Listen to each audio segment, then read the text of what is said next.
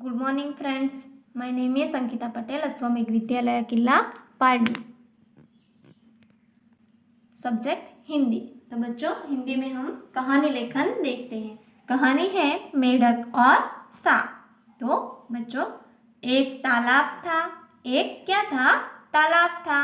उसमें बहुत सारे मेढक रहते थे। उसमें बहुत सारे यानी कि घने मेढक रहते थे। तालाब के किनारे बरगद का एक पेड़ था। तालाब के किनारे क्या था? तो एक बरगद का पेड़ था।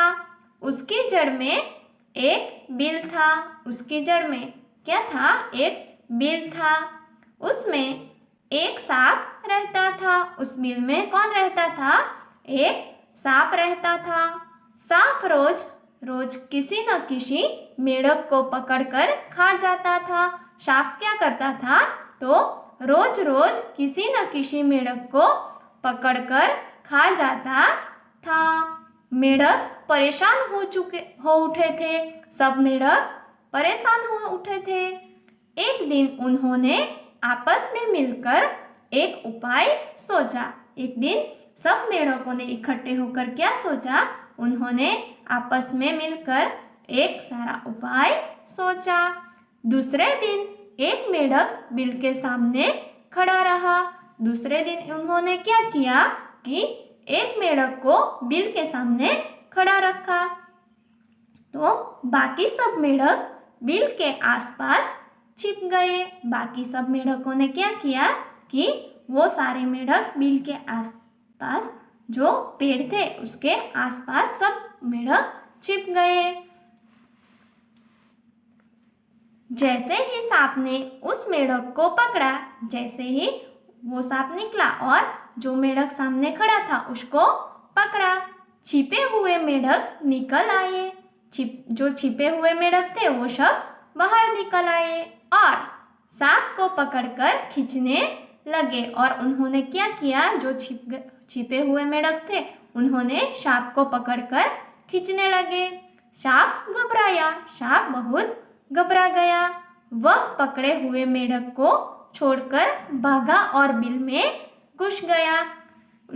सांप ने क्या किया? तो जो मेढक को उसने पकड़ा था उसको छोड़कर वो भाग गया और उसकी बिल में जाकर घुस गया। मेढकों की खुशी का ठिकाना न रहा। तो मेढक खुशी का पार न रहा तो वो सब मेढक खुश हो गए। सचमुच संगठन में शक्ति है। तो बच्चों, सचमुच संगठन में शक्ति है। तो हमें यह कहानी से सीख मिलती है कि संगठन में बहुत शक्ति होती है। तो बच्चों, हमें भी संगठन में रहना चाहिए। तो बच्चों, आपको ये कहानी हिंदी निबंध की नोटबुक में लिखनी है। अब हम देखते हैं निबंध लेखन। नदी हमारा जल स्रोत। तो बच्चों, हमने कहानी देखी। अब हम निबंध देखते हैं। तो हमें नदी के बारे में लिखना है। तो नदी क्या है? हमारा जल स्रोत है। तो बच्चों, हमारा गांव पहाड़ी इलाके में है। तो बच्चों, आप अपने गांव के बारे में भी निबंध लिख सकते हो या तो फिर यही निबंध लिखना। हमारा गांव पहाड़ी इलाके में है। हमारे गांव के पास एक नदी बहती है। हमारे गांव के पास एक नदी बहती है। उसका नाम है चुल्ही नदी। उसका नाम क्या है? चुल्ही नदी। चूल्हा बड़ा होता है और चुल्ही छोटी होती है। यहाँ पत्थर से बनी चुल्ही को आकृति के कारण उसका नाम चुल्ही पड़ा है। उस नदी का नाम चुल्ही गांव से उस आकृति से बना, इसलिए उसका नाम क्या पड़ा है? चुल्ही पड़ा है। तो इस नदी का जल प्रवाह इस चुल्ही की आकृति से निकलता है। कैसे निकलता है? चुल्ही की आकृति से निकलता है। यह दृश्य बड़ा मनोहर होता है। यह दृश्य बड़ा ही मनोहर होता है। यहाँ इस नदी पर एक चेक डैम बनाया गया है। यहाँ पर इस नदी पर क्या बनाया गया है? एक चेक डैम बनाया गया है। उसमें बहुत पानी जमा होता है। क्या जमा होता है? बहुत सारा पानी जमा होता है। उस नदी से खेतों की सिंचाई होती है, उस नदी से खेतों की सिंचाई होती है। चारों ओर से पशु पक्षी यहाँ पानी पीने के लिए आते हैं। चारों ओर से कौन? पशु पक्षी यहाँ पर पानी पीने के लिए आते हैं। नदी का पानी नहाने और कपड़े धोने के काम भी आता है। नदी का पानी नहाने और कपड़े धोने के काम भी आता है।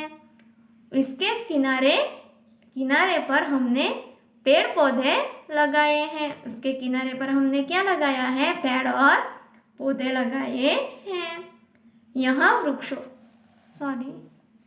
यहाँ वृक्षों की घटा बड़ी सुंदर लगती है। यहाँ पर वृक्षों की घटा बड़ी सुंदर लगती है। जब बहुत वर्षा होती है तब नदी में बाढ़ आती है। क्या होता है? जब बहुत सारी वर्षा होती है तब नदी में बाढ़ आती है। उस समय उसके किनारे के खेत बह जाते हैं। क्या होता है? उस समय उसके किनारे पर जो खेत होते हैं वो बह जाते हैं। कभी कुछ पशु भी पानी में बह जाते हैं, कभी कुछ पशु भी पानी में बह जाते हैं। फिर भी नदी हमारी माता है। फिर भी नदी हमारी क्या है? माता है। और पानी हमारा जीवन है। नदी हमारी माता है और पानी हमारा जीवन है। तो बच्चों, आपको आपके गांव में जो नदी, तालाब या सरोवर कोई भी हो तो वो आप उसके बारे में भी इस निबंध में आप लिख सकते हैं। तो बच्चों, आपको ये निबंध आप नदी हमारा जल स्रोत आपकी हिंदी की नोटबुक में लिखना है। Thank you.